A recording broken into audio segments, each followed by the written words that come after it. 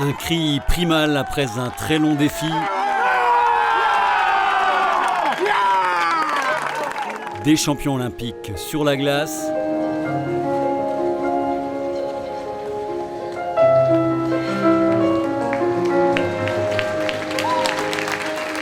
Une longue étreinte embuée de larmes.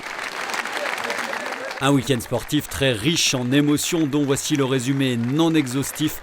Première destination, la forêt entre Gérardmer et Liezay avec ses chiffres affichés au terme de 24 heures d'une tentative de record du monde certes avortée.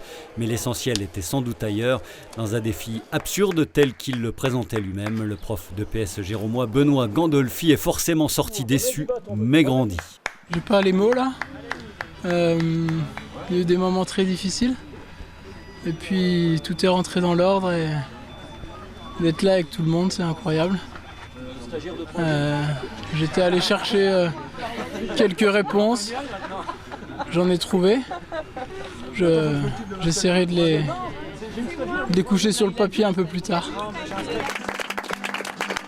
Encore azimuté par l'incessant balai de montées et descentes sur ce tronçon d'un peu plus de 330 mètres, choisi par Benoît Gandolfi pour tenter de battre le record du monde de dénivelé positif en 24 heures. On y revient plus largement dans nos infos de ce mercredi 18h. 20 ans de carrière qui ont pris fin. L'entraîneur-joueur du SAS Volley François Mérel remise le maillot. L'emblématique libéro spinalien disputait son dernier match samedi soir face à Mézières. Ses coéquipiers l'ont offert une dernière victoire presque anecdotique, même si elle leur permet de finir premier des playdowns. Tous les yeux du gymnase Viviani, comble pour l'occasion, étaient rivés sur le futur retraité qui a partagé ce moment d'émotion avec son père, à qui il a remis ce dernier maillot et l'ensemble de sa famille. Je suis content de finir comme ça, je suis content d'avoir eu cette petite carrière, modeste carrière, mais voilà, 20 ans c'est quand même pas mal, donc voilà, je suis vraiment très heureux. Ouais. François Mérel qui reste malgré tout l'entraîneur du club, fonction qu'il assumera dès la saison prochaine en étant parallèlement entraîneur de l'équipe de France militaire. D'un sport collectif à l'autre et d'un SAS à l'autre, nous voici à présent au stade de la Colombière où Épinal en jaune et bleu a concédé très vite l'ouverture du score. 1-0 après moins de 10 minutes de jeu et derrière vogue la galère, des occasions non converties.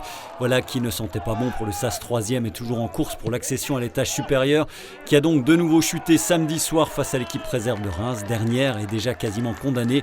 Le score final est presque irréel, 4-0 pour les jeunes champenois qui ont profité des largesses de leurs hôtes. Un point en 3 matchs avec 2 défaites consécutives à domicile. Le SAS n'avance plus, mais paradoxalement n'est pas totalement éliminé de sa quête du national. Les 2 autres prétendants, Fleury et Bobigny, se sont également inclinés ce week-end. Statu quo donc, Épinal est toujours à 3 points de la première place à 4 journées du terme. Victoire impérative samedi prochain chez l'avant-dernier, la réserve de Metz. Retour dans les bois, ceux de Saint-Dié-des-Vosges en l'occurrence, pour ce qui est un des trails majeurs de la saison vosgienne, celui des Roches. Près de 1000 participants cette année sur les 3 formats de courses proposés. Une 19e édition avec des têtes d'affiche qui se sont illustrées, dont ici à l'image le Belge Virgile Vandeval, vainqueur sur le 40 km en battant au passage le record sur la distance. Kevin Amado et Johan Villemain ont eux franchi la ligne ensemble sur le 20 km alors que c'est l'ancien saïste médaillé olympique Mathieu Péché qui s'est imposé sur le 12 km. Vous l'aurez noté, pas de Benjamin Paulin au palmarès à Saint-Dié et pour cause, le Spinalien était sur la route ce week-end. La route entre Domrémy-la-Pucelle et Gironcourt-sur-Vraine, 42 km 195 très exactement, soit, vous l'avez compris, la distance d'un marathon organisé dans le cadre des épreuves du Grand Est, porté par l'ancien marcheur Yannick Landormy. Benjamin Paulin a passé la ligne en un peu plus de 2h40. Ça s'intégrait bien dans ma préparation pour les 100 km qui a lieu dans 2 semaines et demie. Donc je ne me suis pas donné à fond aujourd'hui parce que voilà, je suis dans la phase où il y a le plus gros volume d'entraînement, donc il y a un peu de fatigue. Puis je ne voulais pas risquer la blessure, surtout que c'est un profil qui ne permet pas forcément de jouer son meilleur chrono.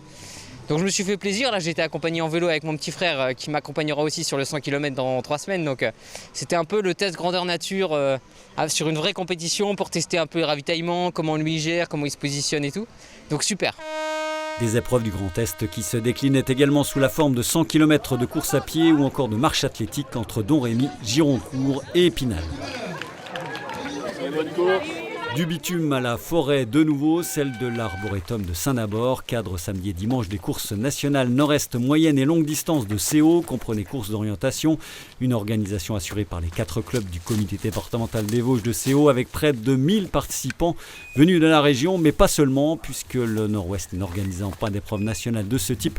Bretons, Normands et Parisiens ont convergé en nombre vers les terrains de jeu vosgiens, très réputés dans le petit milieu. Le moyenne distance sur cette image était également support des sélections belges et françaises pour les championnats d'Europe jeunes qui auront lieu en Bulgarie.